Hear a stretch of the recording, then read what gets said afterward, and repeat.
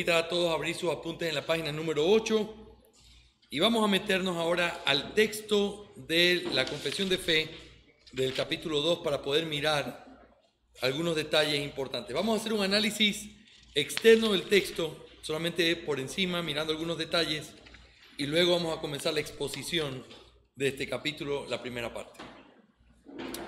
¿Ok? ¿Estamos todos ahí, hermanos? En primer lugar, vamos a hacer algunos comentarios generales que son importantes para poder estudiar correctamente este capítulo de la confesión de fe. Así que en primer lugar, quiero que observen conmigo, el Dios que es descrito aquí es el mismo que obra en los capítulos posteriores. El concepto que uno tiene de Dios es necesario para entender lo que Él ha hecho y cómo Él obra. Al pensar en la creación, nos tenemos que preguntar, ¿quién es el Dios que creó y para qué creó todo? Al pensar en la providencia, ¿quién es el Dios que sostiene todo por su poder? Al pensar en la caída, ¿quién es el que juzga si el pecado?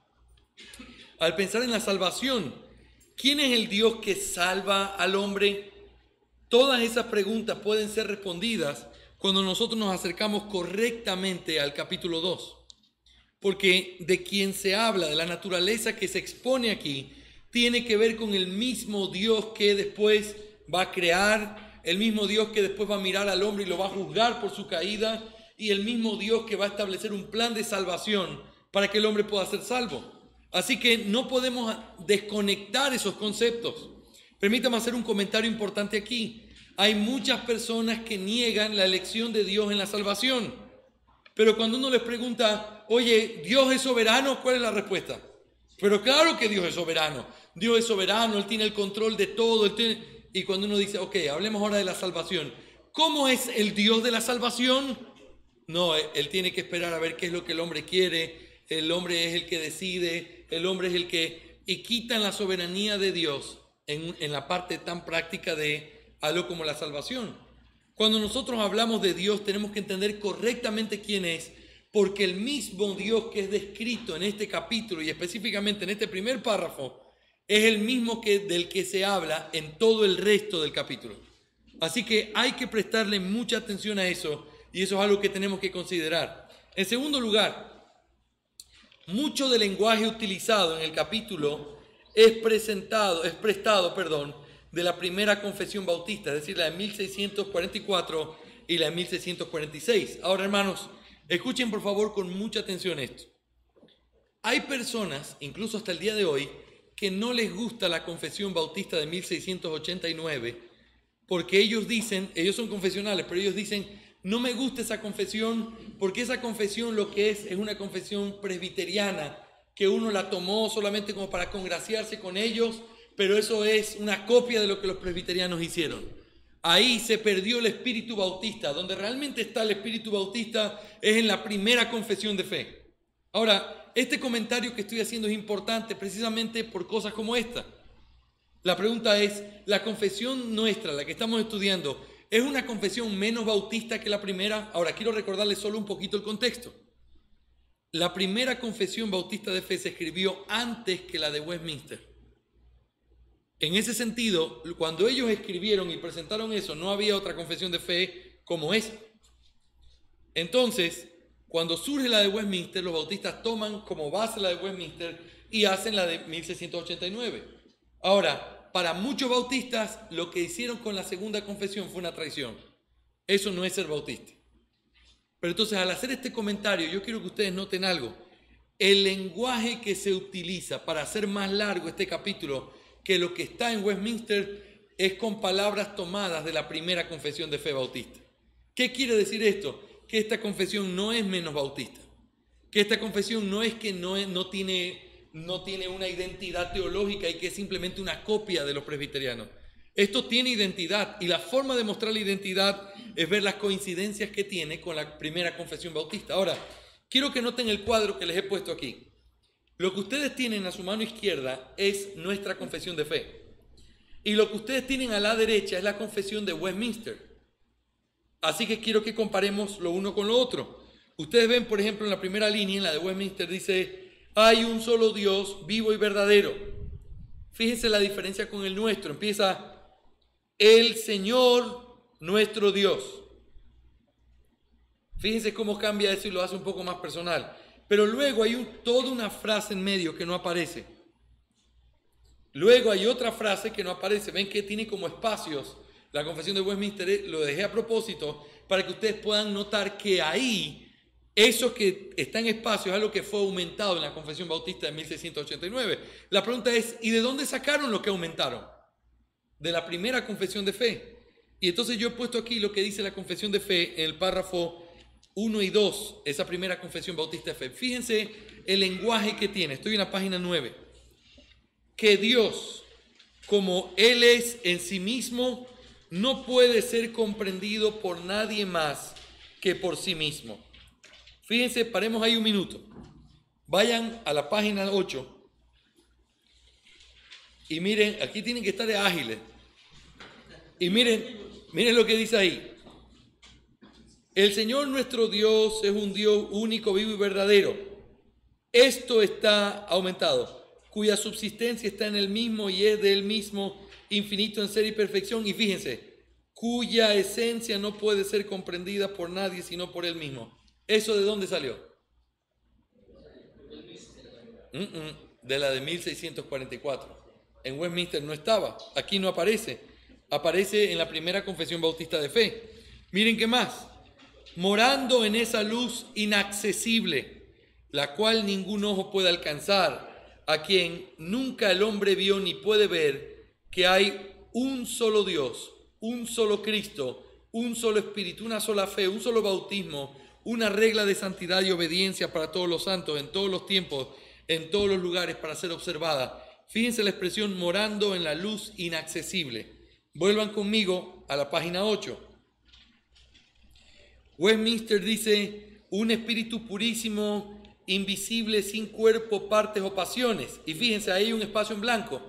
Y miren lo que nuestra confesión aumenta. El único que tiene inmortalidad, ¿y qué hace? ¿De dónde sacaron esa expresión? De la del 44, ¿ven? Entonces ustedes tienen, la de Westminster está ahí la base, pero fue enriquecida ¿con qué lenguaje? Con la de la primera confesión de fe. Estos detalles son importantes, quizás hoy no los notamos todavía, pero son importantes para notar el patrón bautista de lo que se está tratando de poner aquí, aún en este texto que no contradice nada a la de Westminster. No es que los presbiterianos no creían que Dios habita en la luz inaccesible, no. Pero los bautistas lo pusieron intencionalmente, precisamente para mostrar que había una conexión directa entre esta confesión de fe y la que habían hecho años atrás. ¿Me hago entender? Así que este detalle es importante. Miren el párrafo 2 de la confesión de 1644. Que Dios es en sí mismo, esto es, ni desde otro, ni de otro, ni por otro, ni para otro, sino que es un espíritu que tiene su ser en sí mismo, en quien da ser, movimiento y preservación a todas las otras cosas, siendo en sí mismo eterno, el más santo, de manera infinita, en grandeza, sabiduría, poder, justicia, bondad, verdad, etc.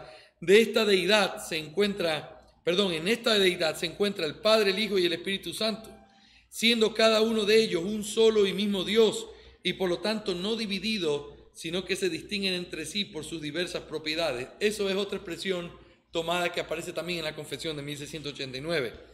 El Padre que es de sí mismo, el Hijo del Padre de la eternidad y el Espíritu Santo procediendo del Padre y del Hijo. Ustedes ven ahí el lenguaje que se utilizó es idéntico en el sentido de que la doctrina es la misma. Los bautistas no cambiaron su doctrina de una confesión a otra, sostenían lo mismo, los mismos principios. Muy bien, punto número 3, y esto es muy importante, les voy a pedir que presten mucha atención. Su contexto histórico tiene que ver con la importancia de la doctrina de los decretos. Estoy en la página 9.3.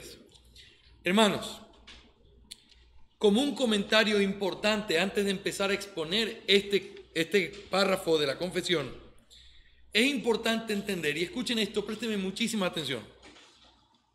Cada capítulo de la confesión de fe tiene un contexto específico en el que se escribió.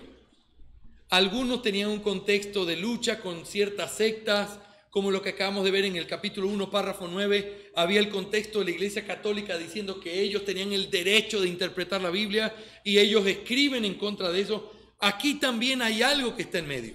Ahora, pero quiero que piensen en esto. Cuando se habla de la reforma, en la reforma no se reformó todos los temas, porque habían temas que estaban bien. Por ejemplo, la Trinidad. ¿Qué tal tiene la doctrina de la Trinidad la Iglesia Católica? La tiene bien, aunque tiene cosas bien oscuras alrededor. Cuando uno mira un altar de la Iglesia Católica, ve al Padre, el Hijo y el Espíritu Santo como tres personas. Eso es paganismo porque no tienen cuerpo, solo el Hijo.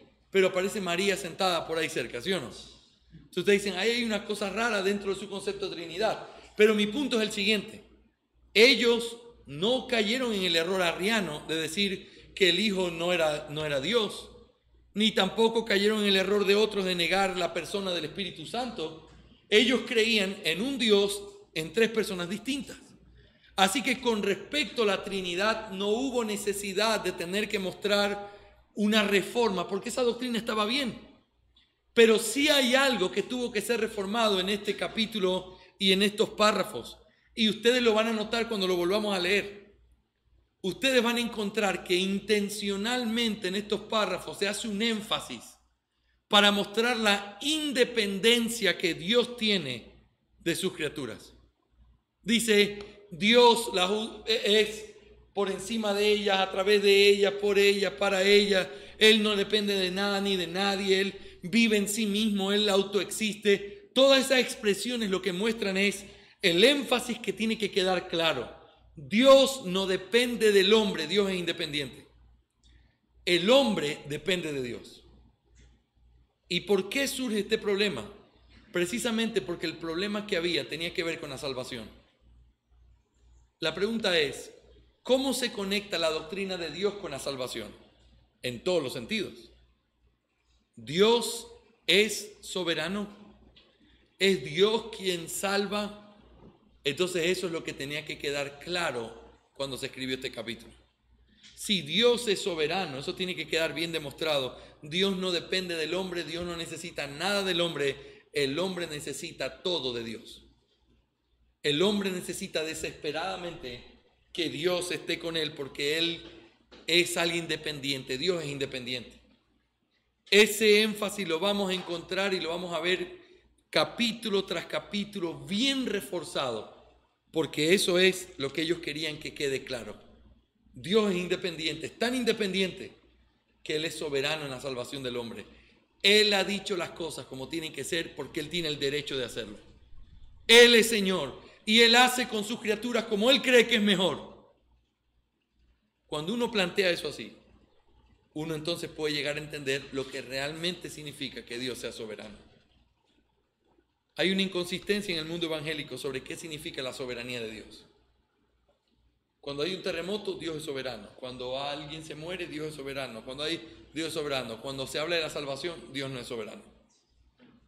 En ese tema, no. Dios, mira, Él no hace eso. Él le da la oportunidad a todos, Él abre la puerta para todos. El hombre es el que tiene que decidir. Todos pueden ser salvos. ¿En serio? ¿En serio la soberanía de Dios se limita a eso? ¿No dice el texto que Él hace como Él quiere y que nadie puede detener su mano y que Él ha hecho el malo para el día del juicio? ¿No dice eso el texto bíblico? Y si Él hubiera escogido para salvación y a otros para perdición, ¿es por eso Él o es un Dios con un atributo incorrecto? ¿O no está haciendo simplemente otra cosa que ejercer su soberanía? Ahora, algo importante en este contraste, y solo lo hago como un comentario, es que dentro de la línea de los decretos, que lo vamos a estudiar en la próxima clase, hay personas que cuando hablan de la elección para salvación, tratan de hacer énfasis en que Dios eligió a los hombres en cero. Es decir, ellos dicen, Dios tomó a estos para vida y a estos para muerte, punto final. A eso se le llama supralapsarianismo. Es una palabra que la vamos a estudiar después. Eso significa que Dios decretó su decreto de salvación antes de la caída del hombre. No importaba si iban a caer o no, esto es para vida, esto es para muerte, estos van a caer, estos se salvan. Y quienes postulan eso tratan de decir es que Dios es soberano, pero esa soberanía la tratan de defender a toda cuesta y lastimosamente con eso quebrantan la responsabilidad del hombre. Entonces ellos son los que enseñan después que no hay que ir a predicar porque Dios no necesita. Una vez al gran William Carey, un hombre se paró y le dijo, mira jovencito, si tú quieres ir a predicar o no, ese no es problema, porque Dios no necesita ni de ti ni de mí para salvar las almas. Es un pensamiento de un supralapsariano equivocado. Pero también está el concepto infralapsariano, y lo que quiero decir es simplemente esto. Aunque Dios es soberano completamente, y lo vamos a mirar en estas horas, nosotros nos vamos a dar cuenta de algo. Su soberanía no es una soberanía que simplemente es como la de un déspota que obra de una manera incorrecta. Su soberanía incluso Él ha querido que sea en base a la humanidad caída. Él ve a los hombres caídos y de todos los que merecen morir, Él siente gracia y misericordia y quiere salvar a algunos y a otros los deja para justicia. No es que de la nada Él dijo, estos se salvan y estos se pierden porque yo quiero. Simplemente, Él hace lo que Él quiere, pero el concepto es, todos caen y lo que se manifiesta no es su soberanía ahí, sino su gracia. Y en esa gracia, Él decide tener misericordia de los que Él quiso tener misericordia. Así que son temas bien importantes que vamos a tener que analizarlo un poco más adelante, pero quiero que sepan, Dios es soberano y debe ser soberano en todos los aspectos, no solamente en algunos. ¿Ok? En segundo lugar, rápidamente, el bosquejo general del capítulo 2, ya lo había mencionado, pero en el párrafo 1 se encuentra descrita la naturaleza de Dios, que es lo que vamos a estudiar ahora. En segundo lugar, en el párrafo 2 se encuentra la relación de Dios con su creación. Él es soberano sobre su creación. Y en tercer lugar, la relación de Dios consigo mismo, que es la relación intratrinitaria o la relación de Dios como Trinidad. Vamos a empezar entonces la exposición del capítulo 2 de la Confesión de Fe y vamos a empezar mirando la parte 1, que es lo único que vamos a poder ver hoy, lo que tiene que ver con la naturaleza de Dios y lo que encontramos en el párrafo 1. Robert Shaw, en su exposición de la Confesión de Westminster, reconoce 4 cosas que son enseñadas en este primer párrafo que aparece ahí. Aquí somos, me faltó la S, somos enseñados, primero, que hay solamente un Dios. Segundo, que Él es el único Dios vivo y verdadero. Tercero, que Él es espíritu, el espíritu más puro. Y cuarto, que Él posee todas las perfecciones posibles. Tomando como guía esta excelente observación de Shaw, dividiremos el estudio de la naturaleza de Dios de la siguiente manera, en 3 puntos. En primer lugar, la existencia de Dios. En segundo lugar, la exclusividad de Dios. Y en tercer lugar, las excelencias o perfecciones de Dios. ¿Ok? Así que vamos a mirar, hoy solamente vamos a poder mirar, esperamos, esta primera parte que tiene que ver con la naturaleza de Dios. Así que vamos a avanzar un poco y luego vamos a parar para hacer un receso y luego continuamos con esta clase. Pero vamos a empezar mirando la existencia de Dios. La existencia de Dios aparece descrita en el párrafo con estas palabras. El Señor nuestro Dios es un Dios único, vivo y verdadero. Tomando el mismo patrón de las Sagradas Escrituras, la confesión de fe no busca explicar la existencia de Dios, sino que la asume.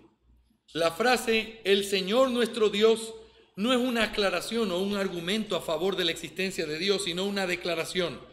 Y esta es la forma en la que comienza el capítulo 2 de la confesión de fe. Necesitamos discutir el asunto relacionado a la existencia de Dios y lo haremos a través de meditar en el Salmo 14:1. Fíjense, la confesión de fe no trata de probar que Dios existe. No dice, debido a la evidencia nos damos cuenta que tenemos que creer en la existencia de Dios. No dice así. La confesión de fe hace lo mismo que la Escritura. ¿Cuál es el primer versículo de la Biblia? En el principio creó Dios los cielos y la tierra. ¿Qué es lo que da por sentado Génesis capítulo 1:1? que Dios existe. La Biblia, escuchen esto, nunca trata de explicar la existencia de Dios. La Biblia lo da por sentado y la Biblia llama necio al que niega algo que está sentado, que se sobreentiende. Un necio no es alguien que no sabe, es alguien que sabiendo no lo quiere reconocer. Es por eso que esto nos lleva a conclusiones bien importantes que la vamos a mirar más adelante. Así que el Salmo 14:1 dice el necio en su corazón, no hay Dios. Se han corrompido, hacen obras abominables, no hay quien haga el bien. En este salmo, David presenta la necesidad y la corrupción del hombre por causa de la corrupción de las facultades de sus almas. Las primeras palabras exponen la demostración más evidente de esta gran tragedia. El hombre niega a Dios. Las breves palabras de este versículo son dignas de ser oídas con mucha atención, pues cuando Dios menciona algo una vez tenemos la responsabilidad de escucharlo con todo nuestro corazón. Sin embargo, cuando algo es mencionado más de una vez, como es el caso de estas palabras, las cuales se encuentran en otros lugares de las Escrituras, la responsabilidad se intensifica y nos vemos obligados a tener que meditar más profundamente en esto. Vamos a analizar el texto. En primer lugar, la palabra necio. Un necio es alguien que ha perdido su sabiduría y la correcta noción de Dios y de las cosas divinas, las cuales han sido comunicadas al hombre por medio de la creación. Es importante considerar al necio contrastándolo con un ignorante. Este último, el ignorante, no tiene toda la información necesaria y por eso llega a conclusiones absurdas y falsas. Sin embargo, a diferencia de este, el necio es aquel que teniendo toda la información necesaria llega a conclusiones absurdas, voluntaria y deliberadamente. Stephen Charnock lo define como alguien muerto en sus pecados, pero que no está tan vacío de sus facultades racionales como lo está de la gracia en esas facultades. No alguien que quiere usar su razón, sino uno que abusa de ella. En segundo lugar está la expresión dice en su corazón. La palabra que se traduce como decir es un verbo común en el Antiguo Testamento que se traduce de diferentes maneras. Se puede traducir como decir, mencionar, prometer, llamar o dar un nombre, pensar y ordenar. Sin embargo, también se utiliza para pensar, pero en el sentido de un modismo que a veces aparece como decir en el corazón o decir al corazón. En Génesis 8:21 y en el 17:17 se usa de esta manera. Este dice en su corazón implica dos cosas importantes. En primer lugar, una situación interna del corazón. Dentro de su corazón el necio piensa, debate y desea. El problema con este debate interno de su alma es que es guiado por su corazón perverso que se declara ciego ante la evidencia e ignorante ante lo que conoce muy bien. Este hombre sufre internamente una tempestad violenta, la cual es producto de su propio corazón y no del mundo que lo rodea. En palabras de Charnock, su lucha no es producida por agentes externos que siembran duda en él, sino que ella proviene de su corazón. Tiene dudas sobre la existencia de Dios, desea que no haya Dios. Otro de los grandes problemas es que estos pensamientos internos en el corazón son el intento perverso de tratar de convencer su propia mente y su alma de cosas que sabe que no son ciertas. Es una vileza muy profunda la que está arraigada al corazón del hombre y se manifiesta en esta intención de autoengaño.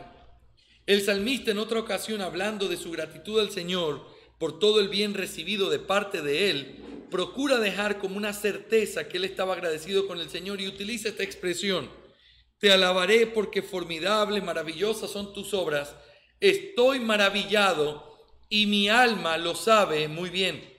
Los hombres pueden engañar a otros hombres, pueden mentir mirando a los ojos y el engaño puede ser por mucho tiempo. Sin embargo, nadie puede engañar a su propia alma, porque aun cuando repita con toda su fuerza una mentira, en su corazón sabe que no está diciendo la verdad.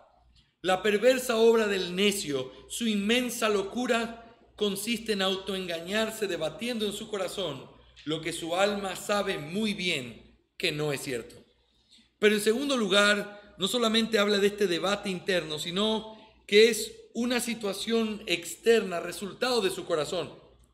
Aunque el texto revela que el necio no se atreve a publicar las luchas de su alma ni sus dudas, sin lugar a dudas sus debates internos traen como consecuencia un obrar completamente impío. Sus ideas impías lo empujan a un camino de impiedad. El texto revela la condición de este necio desde una perspectiva externa. Se han corrompido, hacen obras abominables. No hay quien haga el bien. Esa expresión es resultado de alguien que dice Dios no existe. En tercer lugar, la expresión no hay Dios. En hebreo, literalmente el texto dice el necio en su corazón, no Dios. La palabra para Dios en este texto no es Jehová, sino la palabra Elohim. Esto implica algo muy importante. El ateísmo necio no es solo practicado por aquellos que niegan la existencia de Dios, lo cual está manifestado por la palabra Jehová, sino también aquellos que niegan el control que Dios tiene sobre todas las cosas, es decir, su providencia. La palabra Elohim es la que se utiliza en Génesis 1 para hablar de Dios como el creador y señor de su creación. En latín, non potestas domini. Basado en esta observación, Charnock presenta tres tipos o formas de negación de Dios. En primer lugar está la negación con respecto a la existencia de Dios. Este es el ateísmo absoluto y filosófico. Tito 1:16 dice, profesando conocer a Dios, pero con los hechos lo niegan, siendo abominables y rebeldes, reprobados en cuanto a toda buena obra. El segundo tipo de negación de Dios es con respecto a su providencia. Esto es con respecto a su participación o cuidado en las cosas del mundo. Creer en Dios como gobernador de todo lo que existe demanda, en primer lugar, someterse a su autoridad providencial. Santiago 4, del 13 al 17 dice, vamos ahora a lo que decís, hoy y mañana iremos a tal ciudad y estaremos allá un año y traficaremos y ganaremos, cuando no sabéis lo que será mañana, porque ¿qué es vuestra vida? Ciertamente es neblina que se aparece por un poco de tiempo y luego se desvanece, en lugar de lo cual deberíais decir, si el Señor quiere viviremos y haremos esto o aquello, pero ahora os jactáis en vuestras soberbias.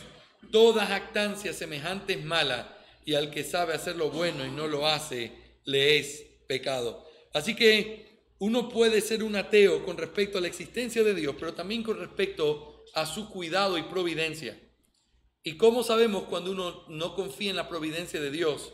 Cuando uno no está sometido a esa autoridad. En segundo lugar, cuando uno confía en el control que Él tiene de todas las cosas, es cuando uno cree que realmente Dios es providente y soberano. Dice Mateo 6, 25 al 34, por tanto os digo, no os afanéis por vuestra vida, qué habéis de comer o qué habéis de beber, ni por vuestro cuerpo, qué habéis de vestir. ¿No es la vida más que el alimento y el cuerpo más que el vestido? Mirad las aves del cielo, que no siembran, ni ciegan, ni recogen en graneros, y vuestro Padre Celestial las alimenta. ¿No valéis vosotros mucho más que ellas? ¿Y quién de vosotros podrá, por mucho que se afane, añadir a su estatura un codo? Y por el vestido, ¿por qué os afanáis? Considerad los lirios del campo como crecen, no trabajan ni hilan, pero os digo que ni aun Salomón con toda su gloria se vistió así como uno de ellos. Y si la hierba del campo que hoy es y mañana se echa en el horno, Dios la viste así, ¿no hará mucho más a vosotros, hombres de poca fe? No os afanéis pues diciendo, ¿qué comeremos o qué beberemos o qué vestiremos? Porque los gentiles buscan todas estas cosas, pero vuestro Padre Celestial sabe que tenéis necesidad de todas estas cosas. Mas buscad primeramente el reino de Dios y su justicia, y todas esas cosas os serán añadidas. Así que no os afanéis por el día de mañana, porque el día de mañana traerá su afán. Baste a cada día su propio mal. Colosenses 1, 15 y 17, Él es la imagen del Dios invisible, el primogénito de toda creación, porque en Él fueron creadas todas las cosas, las que están en el cielo y las que están en la tierra, visibles e invisibles, sean tronos, sean dominios, sean principados, sean potestades, todo fue creado por medio de Él y para Él, y Él es antes de todas las cosas, y todas las cosas en Él subsisten. En tercer lugar, el tercer tipo de negación de Dios es con respecto a su naturaleza. Esto es un concepto con respecto a algunos de los atributos de su naturaleza.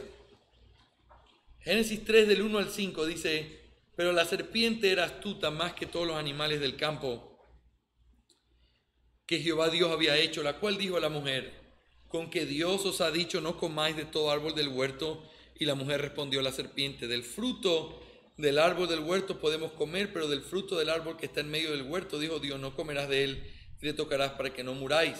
Entonces la serpiente dijo a la mujer: no moriréis, sino que sabe Dios que el día que comáis de él serán abiertos vuestros ojos y seréis como Dios, sabiendo el bien y el mal. Pregunta: cuando Eva escuchó a Satanás y no creyó en la veracidad de Dios,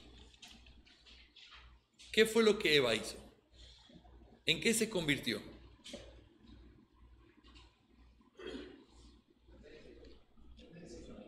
La respuesta es en una necia que, conociendo a Dios, dijo: no hay Dios. Uno puede ser ateo en tres sentidos: absoluto, cuando tiene que ver con el concepto filosófico; también con respecto a la providencia de Dios, cuando yo dudo que Dios tenga cuidado de mí o cuidado de las cosas que pasan, o que Él no está bajo el control de lo que sucede, yo estoy negando a Dios, porque estoy negando algo que Él hace. Pero en tercer lugar, yo también niego a Dios y digo no hay Dios cuando yo niego alguno de los atributos que Él tiene. Cuando yo pienso, esto es injusto, ¿cómo puede ser que esto pase? Estoy negando la justicia de Dios.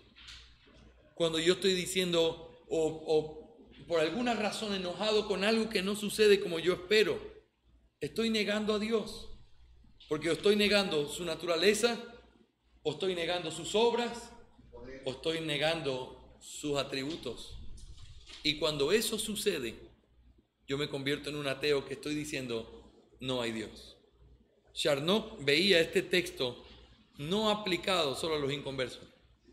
Él decía: el creyente verdadero está en la lucha todos los días contra su corazón, que trata de decirle no hay Dios. En segundo lugar y último en nuestra clase, implicaciones para el estudio de Dios, de todo lo que hemos visto. El ateísmo. La naturaleza del ateísmo es una necedad. Para el hombre natural es una necedad por causa de la luz de la naturaleza, y para el creyente es una necesidad por causa de la revelación de la palabra. El ateísmo, cuando tiene que ver con la naturaleza de Dios, con la naturaleza del ateísmo, es una necedad. Y es una necedad porque el hombre sabe quién es Dios naturalmente, y el creyente sabe quién es Dios por la palabra. En segundo lugar, también el ateísmo con respecto a su alcance. El ateísmo es universal. Todos los hombres naturales están sumergidos en algún tipo de ateísmo, pero también los creyentes siguen propensos a poder caer en el ateísmo. Pero el ateísmo también se puede clasificar con respecto a su forma. Puede ser público o puede ser secreto. El absurdo ateísmo externo y el peligroso ateísmo del corazón, un ateísmo que es secreto. El que dice con sus labios que Dios no existe es un necio, pero corre mucho peligro aquel que, diciendo con sus labios que Dios existe, vive como que si Dios no existiera, o se queja como que si Dios no existiera, o protesta porque piensa que Dios no es como Él dice que es. Uno cae en un ateísmo porque es de lo que nosotros somos propensos en nuestro corazón. Así que, hermanos, hemos mirado en esta clase lo que tiene que ver con la exposición de la primera parte, la primera frase de este párrafo 1, que habla de la naturaleza de Dios. Hemos dicho que vamos a dividir esto en tres partes: la existencia de Dios, la exclusividad de Dios y las excelencias de Dios. Hemos visto la existencia de Dios. La confesión no trata de defender la existencia de Dios, la confesión la asume. Dios existe, al igual que la Biblia lo hace. Y al mismo tiempo, nosotros corremos riesgo con respecto a la negación de la existencia de Dios, no solamente en un sistema filosófico, sino en la práctica o en nuestra propia apreciación de quién es Dios. Amén, hermanos. Vamos a parar aquí para ver en unos minutos más nuestra última clase de la mañana antes de poder ir a nuestro almuerzo. Quiero saber si hay preguntas o tenemos el tiempo libre y hacemos las preguntas después de la siguiente clase.